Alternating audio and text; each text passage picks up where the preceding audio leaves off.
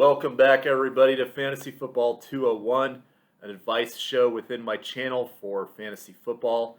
And in this video, we will preview the San Francisco 49ers season for the 2021 season. If you're interested, I have team previews of every team alphabetically listed before San Francisco, where I go through all the position players and how I think they will do in fantasy football for the 2021 season. So if you're interested in stuff like that, please check out my channel. And I want to make this so I can help you in fantasy football. So please consider commenting, or subscribing if you're interested in just having my opinion on what to do with these picks. And I'll try to do, or with your team, and I'll try to do as best I can to help you. Also, check out some other stuff on my channel below in the description. So before we get into the San Francisco 49ers specifically, I want to do a trivia question for San Francisco. I'm doing this with every team. So comment below if you know this, and I will answer your fantasy football question in the next video and give you a shout out for your support. So for San Francisco, their quarterback taken this year was Trey Lance, number 3rd overall. Who was the last San Francisco 49ers quarterback drafted in the first round? You have to go all the way back to 2005 for this individual. Who was the last quarterback that they took in the first round back in 2005? If you know the answer to that below, comment that individual's name. If you want to stick around in this video, I might just reveal it as the video goes on, and then comment that individual's name, and you will get your question answered. So just putting that out there. But yeah, we will go now to their schedule. And I preview every team's schedule to give you an idea of when their players will probably play well.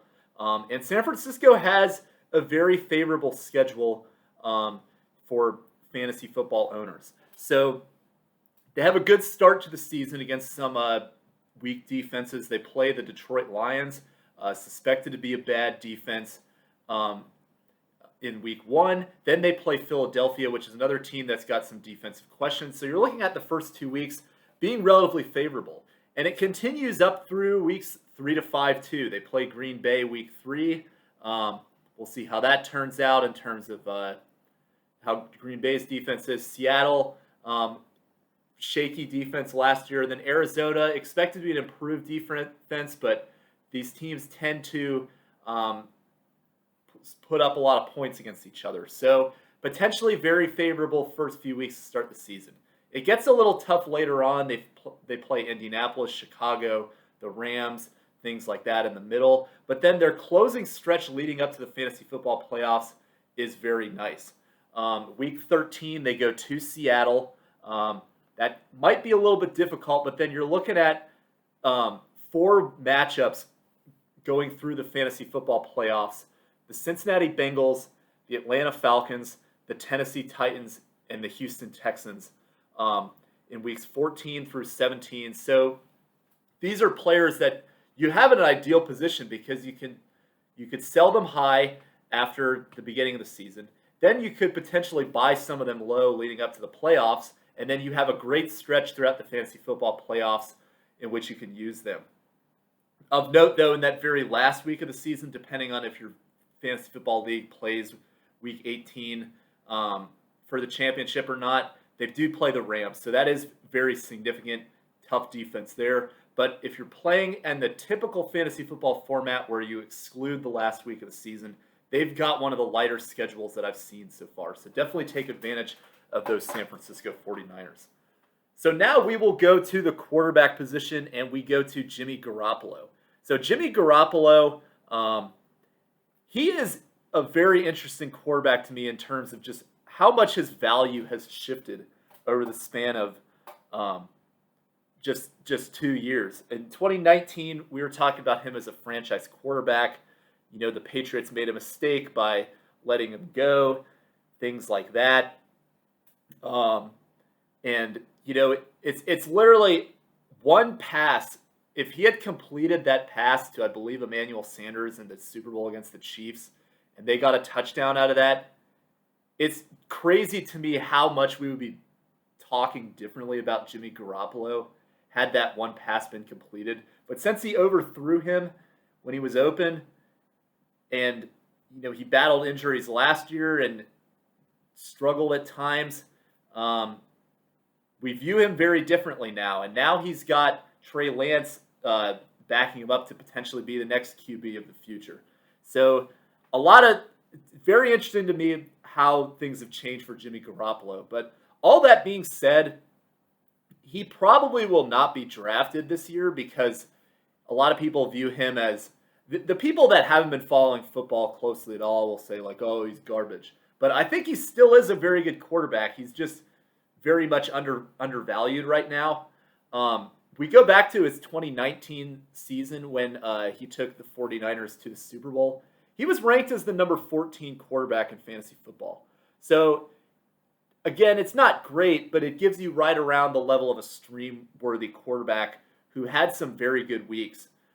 This team does rely heavily on the run, so that limits his upside at times. But Jimmy Garoppolo is going to have some decent value for you, especially if you're playing the stream game for quarterbacks and you're getting into that fantasy football playoffs where you're playing multiple teams that run the Civ defense like the Bengals, the Texans, the Falcons, things like that. He could have some great games and could win you a fantasy football championship. So just keep that in mind with him. But he's got a lot to prove this season. And the reason is because he has Trey Lance behind him. So in my opinion, I think Trey Lance, I think it was a good pickup because they're really trying to play the Mahomes potential game where they see a guy who's got a lot of potential to grow into the position, much like Patrick Mahomes did. I don't think they're going to put him in a position to play this year, but he is intriguing if they do happen to put him in because he is relatively mobile.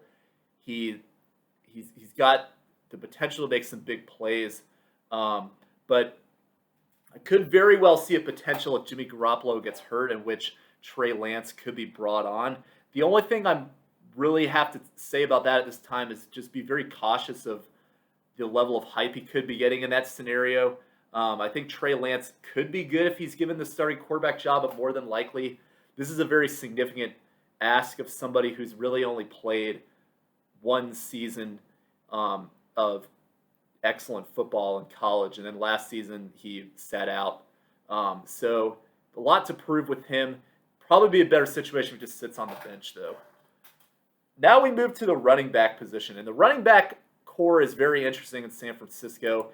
In general, I am not a big fan of this running back core because Shanahan loves to run a running back committee. We've seen this multiple times over the last, specifically over the last 2 seasons. They've really relied on getting the ball around to a bunch of different guys. A lot of it is they did deal with a lot of injuries last year, which I think skews some of their performances last year, so I won't specifically harp on that. But they do split a lot of attempts up with these running backs.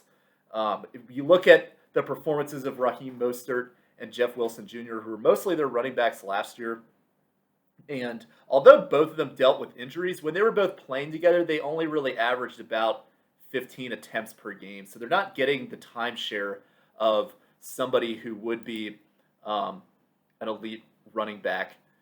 So that definitely limits their upside. So I'll start with Raheem Mostert. I think he's, a lot of people, he didn't necessarily play great last year, even though he was battling with injury. But I think a key thing to keep in mind with him is that he has shown that he can be highly productive. We saw that in 2019, specifically in that NFC Championship game. He can really carry an offense if given the opportunity. So I think that especially given the start of the season playing Detroit and Philadelphia, he could have a very good start to the season and give you a lot of value as a running back. You might be able to flip for a more consistent player. So keep that in mind.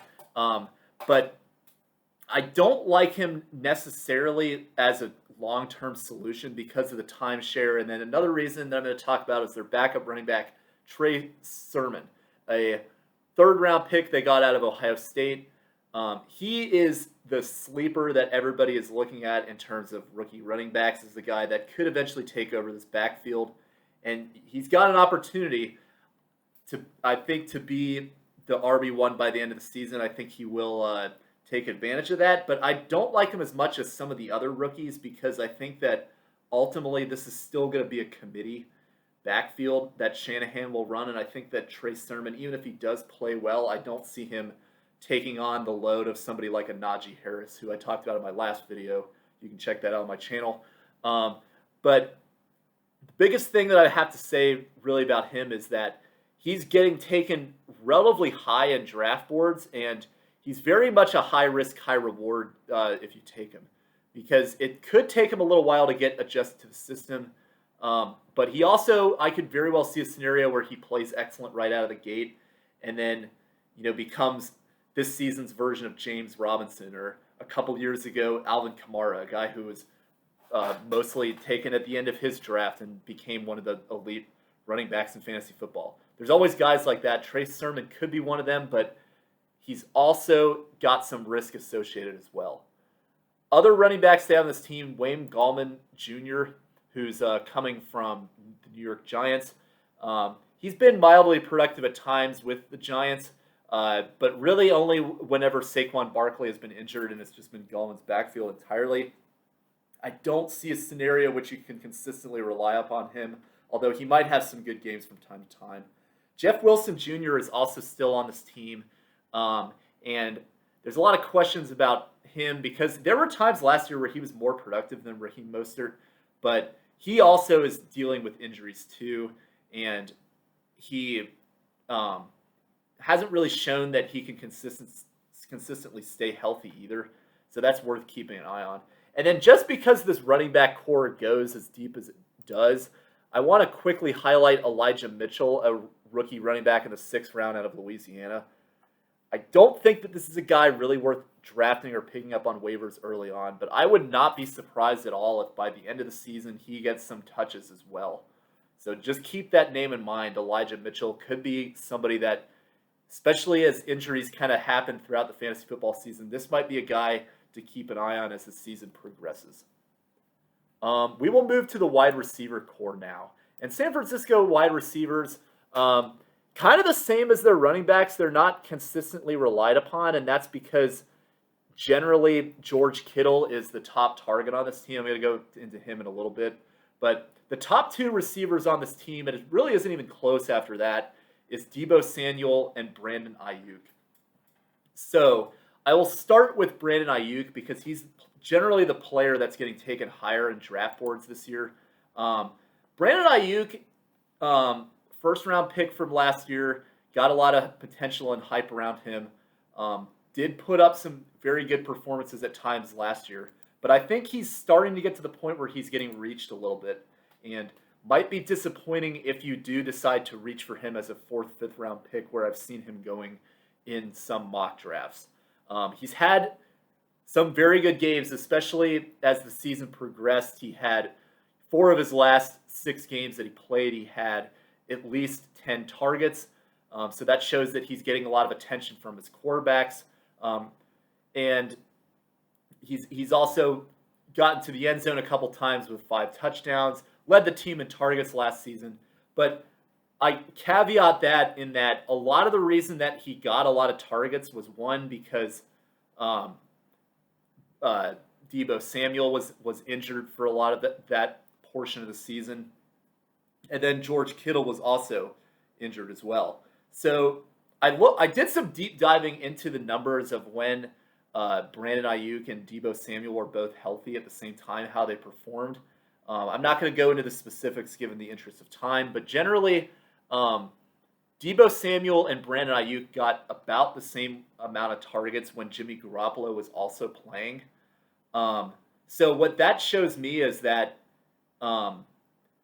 he doesn't clearly preference Aiyuk or Samuel over the other. I think the one that will primarily be preferenced the most is George Kittle.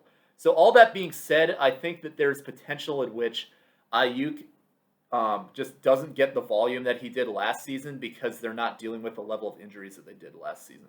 So be very careful with him where he's going on draft boards. If he slips, I think he could be good value. But the pass catcher to own on this team is George Kittle. Deebo Samuel and Brandon Aiyuk, I think, will have some good games from time to time, but I don't really see them being consistent options. Aiyuk also had some games in which he only had 2 receptions. A lot of that was early in the season, so maybe he was just getting acclimated. But again, that was when Kittle and Samuel were also healthy. So you got to keep that in mind too. And then Samuel generally was a little more consistent when he played, but he's also, again, kind of in the same situation as his rookie year, where he was, when he was a rookie, he was kind of the only real receiver that stood out for quite a while. Then they brought in Emmanuel Sanders. It was kind of eh. And then now they have Brandon Aiyuk, and he's kind of still hasn't really performed up to the level that he was before. So a lot of questions on how he'll be as number 1 receiver too. Other receivers that I want to bring up on this team. So they brought over Mohamed Sanu. I'm not sure if he will make a roster spot this year, but he is somebody to keep an eye on as a veteran. Richie James is somebody who's been around the system for quite a while, but generally has not put up the production level to really be consistent either. So not really too interested in him. Jalen Hurd, a guy who's got potential, but he's also dealt with injuries, so a lot of questions of if he will step up into that position as well. And then they also have Travis Benjamin, who is known as somebody who is a very good kick returner. So what that tells me is that he could have some games from time to time in which he'll like bomb for a 70-yard touchdown or something like that, and then people will get all excited about him. But in reality, that's a situation where you just got to sell him high as fast as possible, try to get some trade value out of it. So we now move to tight end. And George Kittle, talked about him a little bit already, but he is going to be the focal point of this offense. So I really like George Kittle on this team. Spent a lot of last season injured, but when he was healthy in 2019, he was the number 2 tight end in the league. Travis Kelce, granted, I mean, it's hard to really do better than Kelce the way he's performed of late, but George Kittle is right up there with him as a tight end that you want to own. And it's crazy to me, a lot of people are actually taking Darren Waller over George Kittle, which I personally would not do. I think George Kittle, he's got I think a better offensive system than Darren Waller does, for one. And then 2, George Kittle has, at his peak, I think done more than Darren Waller has. So all that being said, I really like George Kittle. You do have to take him probably in the 3rd round, maybe 4th round if you get lucky. So you really want to make sure that if you're taking George Kittle that you have a plan to backfill your other running backs and receivers as you go along. But taking George Kittle in the 3rd round I think is very well warranted, given how a lot of tight ends are very inconsistent around the league. Other players to keep in mind, Ross Dwelley is a guy who is probably one of the only tight end handcuffs in the league, actually, that I think you can consistently consider a decent handcuff to own. Really only if you're the Kittle owner. But for Ross Dwelley, he's put up some good performances at times when Kittle has been injured. And, you know, there's, like I said, you really only want to try to own one tight end on a roster, in my opinion.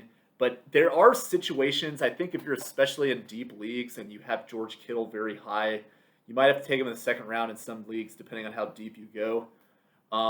But Dwelley could be a good handcuff to own if you're the Kittle owner. And if anything were to happen to George Kittle, he's got a lot of opportunity as somebody that you can almost plug in as a weekly option for you to be a very good player. So I'm keeping an eye on him as well. But unless you own Kittle, he's just the guy that you want to leave on waivers, in my opinion. And then another player, I really don't talk about fullbacks that often, but Kyle Juszczyk is somebody to consider as well at fullback. I don't think he will be consistent enough to ever plug him into a running back option. But if they have as many injuries as last year, maybe it's a worthy consideration. But Kyle Juszczyk, I think, has the potential to put up games from time to time, but really, if he starts off the season well, another guy you want to try to flip, in my opinion, because I don't think he's going to put up consistent enough numbers to be reliable. The defense. So this is going to be a very good defense. Like I've said with a lot of other good defenses that I've already talked about, is They're probably going to get taken higher than the range that I like to take a defense personally. And I think, much like the Rams defense, there's some potential I could see with the level of offensive play that these teams have in this division, that they might be relatively disappointing from time to time in terms of their matchups. So it's worth keeping an eye on with San Francisco, is that maybe this defense might not be a defense you really want to reach for a lot. But again, this is going to be one of the best defenses in the league. And if you're going to take them maybe a round or two higher than the second to last round of the draft, it might be warranted. But you just have to make sure you have a plan of how you're addressing the rest of the bench if you're going to do that. Personally, I'd rather wait and get a defense that's probably not going to be taken as high. But it's still, I think, going to be a pretty good defense this year. Then their kicker is Robbie Gould. Been a very reliable kicker in fantasy football for quite a while, and I think that trend will continue. He's probably going to be available at the end of the draft too, so I think a very good pickup for you there, especially if the running back core is inconsistent as it could possibly be. He's going to get a lot of field goal opportunities instead of extra points, so that'll definitely help pad his numbers potentially too. But that's all I got on San Francisco. We will do Seattle next, so stay tuned for that. Only got a few teams left, but continue to check out more of this channel. I'll go through more specific strategies regarding positions, when to take them, who I like specifically at the positions, as well as some other tricks and trades that work for me. But hope you enjoyed the video. I'll see you guys next time.